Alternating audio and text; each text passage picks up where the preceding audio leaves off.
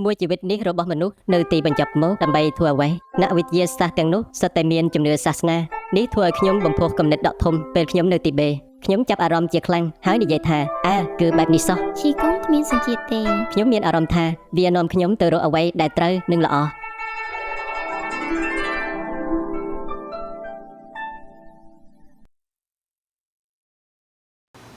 小心一点哦。要不要帮忙？可以吗？ ប្រវត្តិអប់រំជាកំណត់ត្រានៃសមិទ្ធផលរបស់មនុស្សម្នាក់ សញ្ញាបត្រអនុបណ្ឌិតផ្នែកវិទ្យាសាស្ត្រកុំព្យូទ័រ អនុបណ្ឌិត នេះជាសញ្ញាបត្របរិញ្ញាបត្ររបស់ខ្ញុំផ្នែករូបវិទ្យាទំនើប រូបវិទ្យាទំនើបប្រវត្តិអប់រំបង្ហាញពីដំណើរដែលមនុស្សម្នាក់ទទួលបាននូវចំណេះដឹងផ្នែកវិទ្យាសាស្ត្រនិងវប្បធម៌ទំនើបវាក៏បង្ហាញនូវសារមួយដ៏សំខាន់ផងដែរនេះជាក់ស្ដែងគឺជាចំណេះដឹងគ្រឹះដែលមនុស្សសម័យទំនើបកំណត់ទស្សនៈរបស់ពួកគេអំពីពិភពលោកជីវិតនិងចក្រវាឡតែលោកទទួលបានសញ្ញាបត្រអនុបណ្ឌិតប៉ុន្មានបានលើកទី2រួចហើយ សរុបទាំងអស់3 លោកលីនបានទៅសិក្សានៅសហរដ្ឋអាមេរិកក្នុងឆ្នាំ1991ទទួលបានសញ្ញាបត្រអនុបណ្ឌិតផ្នែករូបវិទ្យាថាមពលខ្ពស់វិស្វកម្មជីវវិទ្យាសាស្ត្រនិងវិទ្យាសាស្ត្រកុំព្យូទ័របទពិសោធន៍ចៃដន្យមួយនៅនីតិការដូវឆ្នាំ1995ធ្វើឲ្យគាត់មានចម្ងល់យ៉ាងស៊ីជម្រៅអំពីជីវិត到了美国之后，因为经济上的原因，我们曾经跟一个美国老人住。ក្រោយមកដល់សហរដ្ឋអាមេរិកដោយសារហេតុផលសេដ្ឋកិច្ចពួកយើងរស់នៅជាមួយជនជាតិអាមេរិកវ័យចំណាស់ម្នាក់ពួកយើងមើលថែគាត់ជំនួសឲ្យបងថ្លៃជួលបន្ទប់មើលឃើញភាពចាស់ជរារបស់បុរសចំណាស់នោះបានធ្វើឲ្យខ្ញុំឆ្លុះបញ្ចាំងអំពីអនាគតខ្លួនឯងខ្ញុំមានអារម្មណ៍ថាតែមួយប្រព្រឹត្តភ្នែកសោះខ្ញុំអាយុ40ឆ្នាំហើយមិនយូរទៀតទេខ្ញុំនឹងឈានចូលស្ថានភាពស្រដៀងគាត់ដែរខ្ញុំបានសញ្ជឹងគិតតើជីវិតមនុស្សនៅទីបំផុតគឺដើម្បីអ្វីពេលកើតមកគឺខ្លួនទទេរស់នៅលើโลกនេះបានឆ្លងកាត់ទុក្ខលំបាកច្រើនយ៉ាងនេះពេលស្លាប់ក៏ទៅដោយខ្លួនទទេម្ដងទៀតសំណួរទាំងនេះដក់ជាប់ក្នុងចិត្តរបស់ខ្ញុំប៉ុន្តែវិទ្យាសាស្ត្រមិនអាចឆ្លើយនៅសំណួរទាំងនេះបានឡើយការវង្វេងនិងការពិចារណានេះរបស់លោកលីនគឺនៅក្នុងចិត្តមនុស្សជាច្រើនសុទ្ធតែធ្លាប់ឆ្លងកាត់ដោយទទួលបានការអនុម័តពីគណៈកម្មការអប់រំប្រទេសចិនកម្មវិធីនេះទាញយកពីសៀវភៅសិក្សាប្រវត្តិសាស្ត្រមធ្យមសិក្សាដើម្បីបង្កើតកម្មវិធីអប់រំតាមទូរទស្សន៍ស្ដីពីប្រវត្តិសាស្ត្រចិន 5000 ឆ្នាំវាគឺជាកម្មវិធីខ្សែវីដេអូភាពយន្តនេះចាប់ផ្ដើមដោយប្រាប់សិស្សអំពីប្រភពដើមនៃមនុស្សជាតិដូចគ្នានឹងបុព្វបុរសនៃជាតិសាសន៍ដទៃលើពិភពលោកបុព្វបុរសពួកយើងក៏ធ្លាប់សញ្ជឹងគិតអំពីបញ្ហាដូចគ្នាដែរនៅក្នុងបរិយាកាសអាថ៌កំបាំងបុព្វបុរសចិនបុរាណទទួលដឹងថាអ្វីៗគ្រប់យ៉ាងសុទ្ធតែមានវិញ្ញាណនិងប្រើទេវកថាស្លូតត្រង់មកបញ្យល់អំពីប្រភពដើមរបស់ខ្លួនឯងនៅទីនេះការពន្យល់របស់បុព្វបុរសអំពីប្រភពដើមនៃជីវិតត្រូវបានកំណត់ថាជាទេវកថាដែលបង្កើតឡើងដោយមនុស្សបុរាណតែផ្ទុយទៅវិញបណ្ដាទស្សនៈក្នុងសតវត្សទី19ដែលមានលក្ខណៈជាការប៉ាន់ស្មាននិងសមិទ្ធកម្មត្រូវបានកំណត់ថាជាច្បាប់វិទ្យាសាស្ត្រដាច់ខាតហើយយកវាធ្វើជាមូលដ្ឋានក្នុងវិស័យអប់រំនិងបង្រៀនមនុស្សនៅក្នុងថ្នាក់រៀនជាយូរមកហើយជានិច្ចគឺជាការអប់រំបែបនេះនៅក្នុងគោលគំនិតមនុស្សជាច្រើនសម្ភារៈនិយមទ្រឹស្ដីនៃការវិវត្តនិងទ្រឹស្ដីគ្មានអាទិទេពគឺជាវិទ្យាសាស្ត្រពិតប្រាកដនៅទសវត្សរ៍ឆ្នាំ1970បន្ទាប់ពីការបង្កើតទំនាក់ទំនងការទូតរវាងប្រទេសចិននិងសហរដ្ឋអាមេរិកប្រទេសចិនបានចាប់ផ្ដើមជាប្រព័ន្ធបញ្ជូននិស្សិតទៅកាន់សហរដ្ឋអាមេរិកដែលផ្ដល់មូលនិធិដល់រដ្ឋាភិបាលចាប់ពីពេលនោះមកនិស្សិតចិនឆ្នាំមួយចំនួនបានមកដល់ប្រទេសដែលមានបច្ចេកវិទ្យាទំនើបបំផុតក្នុងពិភពលោកដើម្បីសិក្សានិងធ្វើការងារនៅបរទេសពួកគេបានរកឃើញថាអ្នកវិទ្យាសាស្ត្រល្បីៗជាច្រើនសុទ្ធតែជាអ្នកដែលមានជំនឿសាសនាមិត្តរួមបន្ទប់របស់ខ្ញុំគឺជាជនជាតិអាមេរិកគាត់ធ្លាប់ឈ្នះការប្រកួតអូឡ িম্প ិកជាប់ចំណាត់ថ្នាក់លេខ2ផ្នែកគណិតវិទ្យាវិទ្យាល័យនៅសហរដ្ឋអាមេរិកគាត់ជាមនុស្សម្នាក់ដែលឆ្លាតខ្លាំងណាស់ខ្ញុំកោតសរសើរគាត់ខ្លាំងណាស់គាត់ជាគ្រឹះសាសនិកម្នាក់ដែលមានជំនឿយ៉ាងខ្លាំងលើសាសនាជាងនេះទៀតគាត់មានចំណេះដឹងក្នុងវិស័យជាច្រើនទាំងខាងស្មារតីវិញ្ញាណនិងលោកីអ្នកណែនាំរបស់ខ្ញុំគឺជាសាស្ត្រាចារ្យឈួយឈីគាត់ធ្លាប់ឈ្នះពានរង្វាន់ Nobel គាត់ក៏ជាគ្រឹះសាសនិកដែរពួកគាត់ទាំងពីរនាក់ដឹកនាំជីវិតដោយភាពស្មោះត្រង់ខុសឆ្ងាយពីមនុស្សសាមញ្ញពួកគាត់ខិតខំប្រឹងប្រែងសិក្សា មិនមែនដើម្បីកតញ្ញូនិងផលប្រយោជន៍ទេពួកគាត់ពិតជាមនុស្សដែលគួរឲ្យគោរពណាស់ខ្ញុំកោតសរសើរពួកគាត់ខ្លាំងណាស់ក្រោយមកដល់សហរដ្ឋអាមេរិកខ្ញុំបានធ្វើការនៅមន្ទីរពិសោធន៍ Bell Labs ជាកន្លែងដែលខ្ញុំបានឃើញថាអ្នកវិទ្យាសាស្ត្រជាច្រើនសុទ្ធតែមានជំនឿសាសនាពួកគេថែមទាំងមានក្រុមរៀនព្រះគម្ពីរនៅពេលអាហារថ្ងៃត្រង់ទៀតផងជានិស្សិតនៅបរទេសបានចាប់ផ្ដើមមានចម្ងល់ចំពោះទ្រឹស្ដីគ្មានអាទិទេពហើយពិចារណាអំពីផលប៉ះពាល់របស់វាយុវជនក្នុងប្រទេសចិនក៏កំពុងពិចារណាយ៉ាងស៊ីជម្រៅអំពីទស្សនៈពិភពលោករបស់ពួកគេផងដែរនៅឆ្នាំ1985ក្រុមអ្នកស្រាវជ្រាវមកពីការិយាល័យភូមិសាស្ត្ររដ្ឋបានដើរចូលទៅក្នុងព្រៃបុរាណនៅទីបេដើម្បីស្ទង់មតិភូមិសាស្ត្រក្នុងអំឡុងពេលត្រួតពិនិត្យមានរឿងមួយបានកើតឡើងពេលយើងនៅទីបេគឺយើងនៅខាងលើព្រែកមួយដែលនៅជាប់ទន្លេជីនសាដើម្បីសិក្សាអំពីដីល្បាប់នៃព្រែកទាំងមូលក្នុងភូមិគប់ភាសាស្ត្រទី4នៅតាមមាត់ព្រែកនោះយើងបានជីកប្រឡាយមួយជម្រៅប្រហែល2ម៉ែត្រ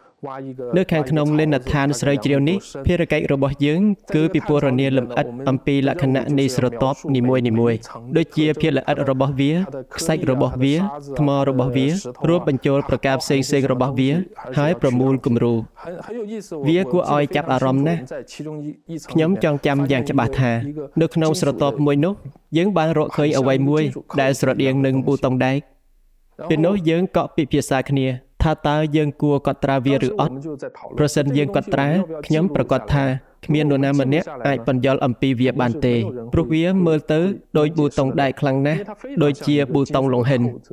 ប្រសិនយើងមិនកត់ត្រាវាទេនោះគឺបំពានគោលការណ៍របស់យើងទីបំផុតយើងបានសម្រេចចិត្តសរសេរវាចុះប៉ុន្តែពេលយើងត្រឡប់មកវិញដោយសារអសមត្ថភាពក្នុងការបញ្យល់អំពីវត្ថុនោះដូច្នេះយើងក៏ដកវាចេញពីគំរូរបស់យើងទីបេដែលមានទីតាំងនៅតំបន់ព្រំដែនភាគនិរតីគឺនៅតែមិនទាន់មានការអភិវឌ្ឍនៅឡើយទីក្រុងឆ្នេរសមុទ្រក្វាងជូវដែលនៅឆ្ងាយស្រឡះពីទីបេបានក្លាយជាតំបន់សេដ្ឋកិច្ចដែលមានការអភិវឌ្ឍបំផុតក្នុងប្រទេសក្នុងអំឡុងពេលកំណែទម្រង់គោលនយោបាយបើកចំហនៅទសវត្សរ៍ទី80លោកលាវដែលបានធ្វើដំណើររវាងតំបន់ទាំងពីរដែលខុសគ្នាយ៉ាងខ្លាំងនេះបានឃើញនៅបាតុភូតមួយដែលធ្វើឲ្យគាត់កាន់តែងឿងឆ្ងល់ជាងការរកឃើញតាមបែបវិទ្យាសាស្ត្ររបស់គាត់ទៅទៀតខ្ញុំបានធ្វើការនៅទីបេហើយត្រឡប់ទៅខ្វាងជើវិញនៅថ្ងៃឈប់សម្រាករៀងរាល់ឆ្នាំខ្ញុំមានការភ្ញាក់ផ្អើលចំពោះភាពផ្ទុយគ្នារវាងតំបន់ទាំងពីរខ្ញុំនៅចាំថាកសិករចិញ្ចឹមសត្វនៅទីបេមានជីវភាពក្រីក្រខ្លាំងណាស់ក្រដល់ថ្នាក់ឬសម្រាមកំពុងប្រើជំនួសចានបាយពួកគេក្រីក្រប៉ុន្តែពួកគេតែងតែសប្បាយចិត្តនិងសប្បាយចិត្តខ្លាំងណាស់ពួកគេច្រៀងជារៀងរាល់ថ្ងៃពួកគេរស់នៅយ៉ាងសុខសាន្តយ៉ាងសប្បាយចិត្ត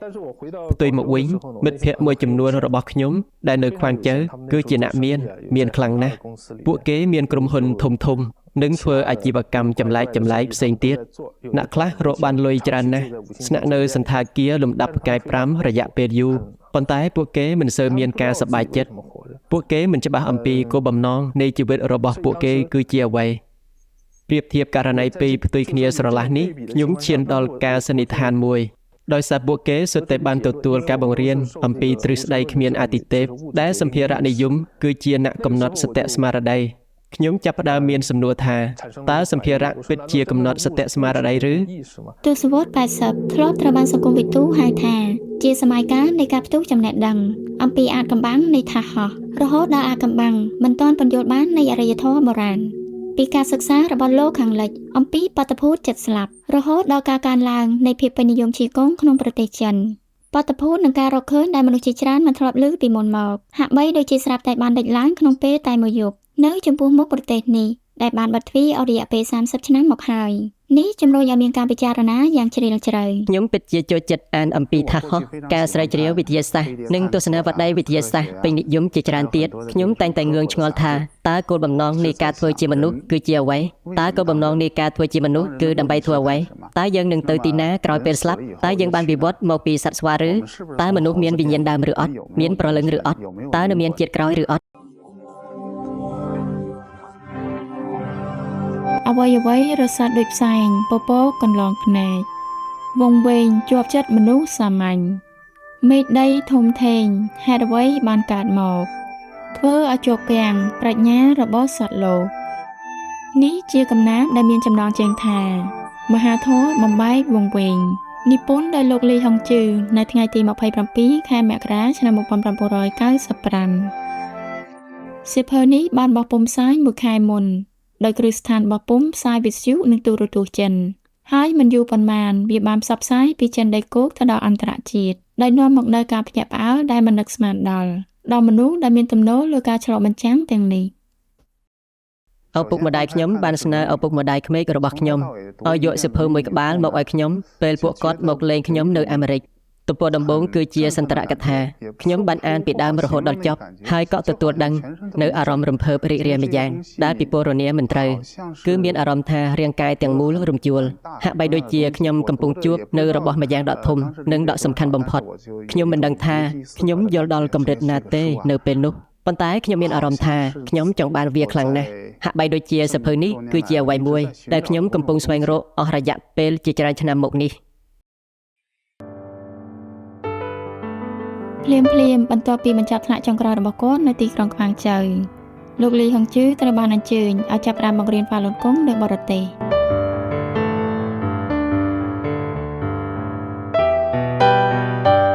អគារនេះនៅលើផ្លូវស្ងាត់មួយ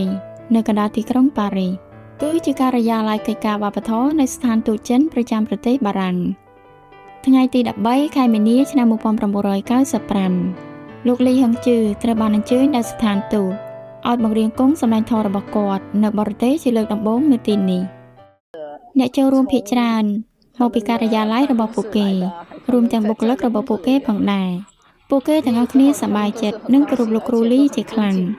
ក្រោយមកអគ្គរដ្ឋទូតបានអញ្ជើញលោកគ្រូលីមកពិសាអាហារពេលល្ងាច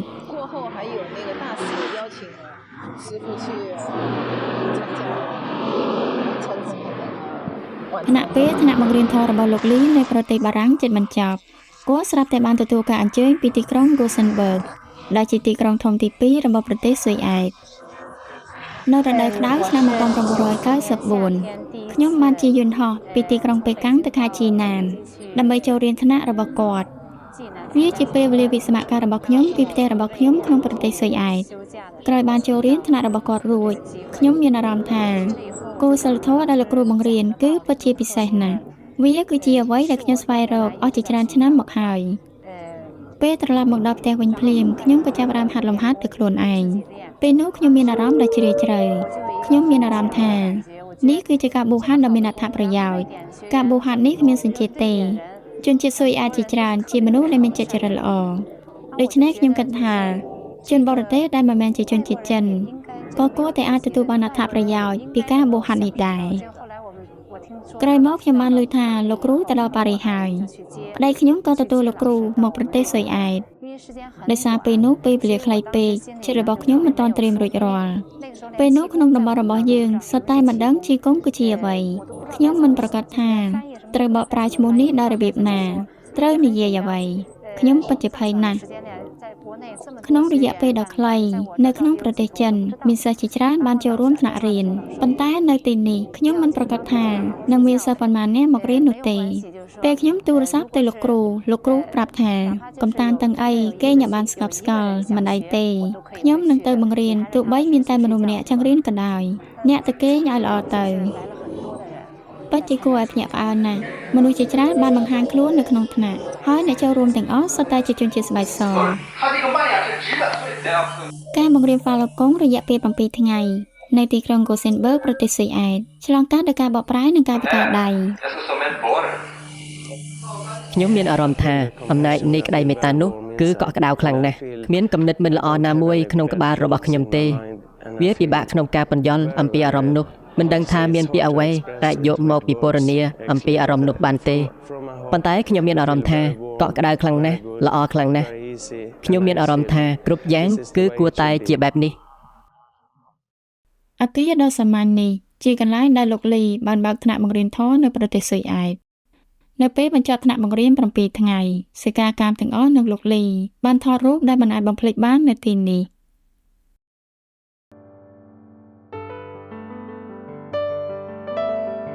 នៅខែតុលាឆ្នាំ 1996 លោកលីហុងជឺបានទៅទ្វីបអាមេរិកខាងជើងនេះជាការបញ្ចប់ថ្នាក់បង្រៀនគង់សម្ដែងធម៌ទាំងអស់ ដែលគាត់បានបង្រៀនតាំងពីប្រទេសចិនរហូតដល់ជុំវិញពិភពលោកចាប់តាំងពីខែឧសភាឆ្នាំ1992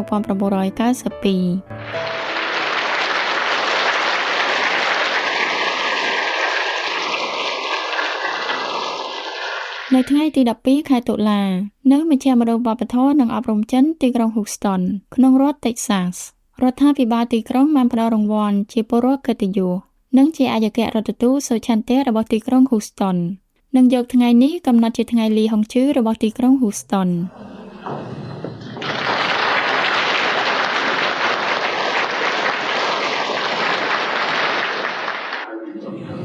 លោកលីហុងជឺបានធ្វើបទបង្ហាញអំពីកំណែភាសាអង់គ្លេសថ្មីរបស់ជួនហ្វាឡុនដល់អភិបាលក្រុងនិងសមាជិកក្រុមប្រឹក្សា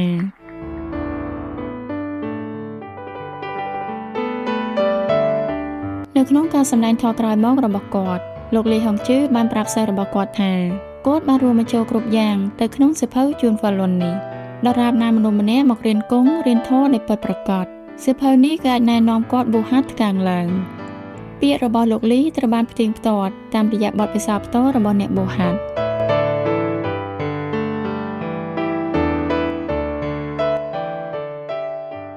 This 8-year-old boy, all his life he was beaten. មានក្មេងប្រុសអាយុ8ឆ្នាំម្នាក់ត្រូវបានម្ដាយធ្វើបាបយ៉ាងឃោរឃៅពេញមួយជីវិតរបស់គាត់លើខ្លួនរបស់គាត់មានស្នាមរលាកបារីនិងស្នាមជាំពេញខ្លួនប៉ូលីសបានចាប់ស្ត្រីជាម្ដាយពីបទធ្វើបាបកូន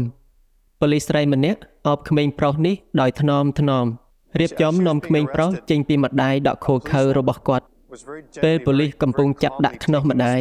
ក្មេងប្រុសនោះស្រាប់តែរត់ចេញពីដៃរបស់ប៉ូលីសស្រីហើយរត់ទៅរកម្ដាយដោយស្រែកថាម៉ាក់គាត់ចង់ត្រឡប់ទៅរកម្ដាយរបស់គាត់វិញគាត់ចង់ត្រឡប់ទៅរកម្ដាយដែលវាយធ្វើបាបគាត់នោះវិញក្រោយពីបានឮរឿងនេះហើយខ្ញុំយល់បានថាដើមមកខ្ញុំគឺដូចក្មេងប្រុសនោះដែរពេញមួយជីវិតរបស់ខ្ញុំអំពើខុសឆ្គងទាំងអស់ដែលខ្ញុំបានធ្វើដូចជាកំហឹងភាពលោភលន់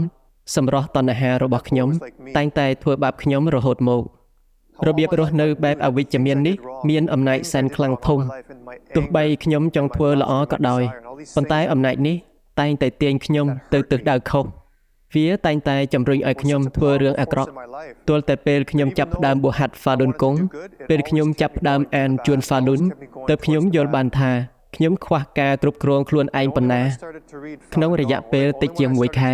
ខ្ញុំមានអារម្មណ៍ថាខ្លួនឯងផ្លាស់ប្រែដកធំពេលដែលក្នុងក្បាលរបស់ខ្ញុំសាងបង្កើនការគិតកំណាចពឹសពុលឬកាមទុច្ចរិតជាបន្តន់ Falun Gong នឹងលេចឡើងនៅក្នុងក្បាលរបស់ខ្ញុំគោលសីលធម៌របស់មហាធម៌ធ្វើឲ្យខ្ញុំអាចបែងចែកបានថាតើនេះគឺជាត្រូវឬខុសនេះគឺជាខុសទោះបីអារម្មណ៍និងរាងកាយរបស់ខ្ញុំចង់ឲ្យខ្ញុំធ្វើរឿងរ៉ាវមិនល្អក៏ដោយខ្ញុំទទួលដឹងបាននៅអំណាចខ្លាំងធំក្នុងសៀវភៅនេះអំណាចនេះទាញខ្ញុំសំដៅទៅរកភាពល្អវាពិតជាអស្ចារ្យវាអស្ចារ្យខ្លាំងណាស់ I felt the power in that book. I felt it taking me in another direction. I felt it taking me towards what was right and what was good. It was amazing. It was totally amazing. រៀនគង់នេះមិនគ្រាន់តែបានកែប្រែរាងកាយរបស់ខ្ញុំពិសេសបានកែប្រែចិត្តចរិតឯកជនរបស់ខ្ញុំកាលពីមុនបញ្ហារបស់ខ្ញុំគឺមានភាពលេចធ្លោខ្លាំងដូច្នេះគ្រប់គ្នាដឹងថាពេលដែលខ្ញុំចូលរួមការប្រកួតខ្ញុំជារឿយៗប៉ះទង្គិចជាមួយគណៈកម្មការរៀបចំការប្រកួតតំណាងកីឡាជាតិឬសូម្បីតែជាមួយក្រុមផ្សេងៗដែលបណ្ដាលឲ្យមានជម្លោះកើតឡើងខ្ញុំស្រែកដាក់កីឡាករទាំងនោះនៅលើទីលាននិងកន្លែងហ្វឹកហាត់អបតហេតុទាំងនោះកើតឡើងជាញឹកញាប់រឿងទាំងនេះបានកើតឡើងស្ទើរតែគ្រប់ពេលប៉ុន្តែឥឡូវនេះគ្រប់គ្នាក៏សម្គាល់ឃើញអំពីការផ្លាស់ប្ដូរនៅក្នុងខ្លួនខ្ញុំពួកគេនិយាយថាខ្ញុំបានផ្លាស់ប្ដូរទាំងស្រុងមិនត្រឹមតែប្រែរូបរាងខាងក្រៅប៉ុណ្ណោះទេថែមទាំងក្លាយជាមនុស្សថ្មីខុសពីមុនទាំងស្រុងការនិយាយស្ដីសកម្មភាពនិងការប្រសើរតាក់ទងជាមួយអ្នកដទៃរបស់ខ្ញុំគឺមានសុខដុមជាពិសេសហើយខ្ញុំតែងតែគិតដល់អ្នកដទៃជាមុនសិក្ខាសាលាចែករំលែកបទពិសោធន៍បួសហាត់គឺជាទម្រង់ពិសេសមួយនៃការបួសហាត់ Falun Gong វាត្រូវបានហៅថាធម៌សន្និបាតដោយអ្នកបួសហាត់នៅក្នុងសិក្ខាសាលានេះអ្នកនឹងឃើញថាមនុស្សចាស់ដែលធ្លាប់ទន់ខ្សោយនិងឈឺច្រើនបានជាសះស្បើយដោយអភូតហេតុបន្ទាប់ពីបានបួសហាត់ Falun Dafa អ្នកវិទ្យាសាស្ត្រនិងអ្នកបច្ចេកវិទ្យាទទួលបានចំណេះដឹងកាន់តែស៊ីជម្រៅនៅក្នុងវិស័យរបស់ពួកគេបន្ទាប់ពីបានរៀនជួន Falun អ្នកដឹកនាំនៅទីនេះមានភាពស្មោះត្រង់និងឧស្សាហ៍ព្យាយាមចំពោះការងាររបស់ពួកគេអ្នកជំនួយនៅទីនេះមានភាពស្មោះត្រង់និងមិនបោកបញ្ឆោតឡើយមានមនុស្សខ្លះរកឃើញផ្លូវចេះសម្រុងគ្នាក្នុងគ្រួសារមនុស្សខ្លះទៀតបានកែប្រែពីទុច្ចរិតមកសុចរិតអ្នកមូហាត់ម្នាក់សុទ្ធតែថ្លែងអំណរគុណយ៉ាងជ្រាលជ្រៅដល់លោកលីហុងជឺនិង Falun Dafa របស់គាត់ដែលបានផ្ដល់ជីវិតថ្មីឲ្យពួកគេធ្លាក់ចូលកន្លែងជ្រៅនៃលោកីវងវិញបាត់មិនដឹងផ្លូវត្រឡប់មកវល់កើតវិលស្លាប់រាប់រយពាន់ឆ្នាំសំណាងជួបលោកគ្រូប្រុសជាសកលបានប្រោ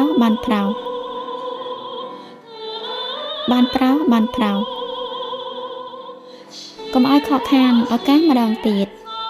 ការផ្លាស់ប្ដូរជាមូលដ្ឋានដែលកើតមានឡើងក្នុងចិត្តរបស់អ្នកបូហាត់បានធ្វើឲ្យមនុស្សមានការយល់ដឹងនិងមានទំនុកចិត្តកាន់តែជ្រៅចំពោះទ្រឹស្ដីធម៌របស់ Falun Dafa លោកលីហុងជឺធ្លាប់បានធានានិងព្យាករណ៍យ៉ាងអឡរឹកអំពីចំណុចនេះនៅពេលដែលគាត់ចាប់ផ្ដើមបង្រៀនគង់សម្ដែងធម៌លើកដំបូងសិស្សរបស់យើងជាច្រើនបានប្រាប់ខ្ញុំថាលោកគ្រូបន្ទាប់ពីកូនបានស្ដាប់ចប់ប៉ុន្មានមេសម្ដែងរបស់លោកគ្រូទស្សនៈពិភពលោករបស់កូនកើតមានការផ្លាស់ប្ដូរគឺបែបនេះមនុស្សបច្ចុប្បន្នកំពុងស្ថិតក្នុងលំហូរធំនេះយកការខុសឆ្គងធ្វើคล้ายជាត្រឹមត្រូវយកអាក្រក់ធ្វើคล้ายជាល្អ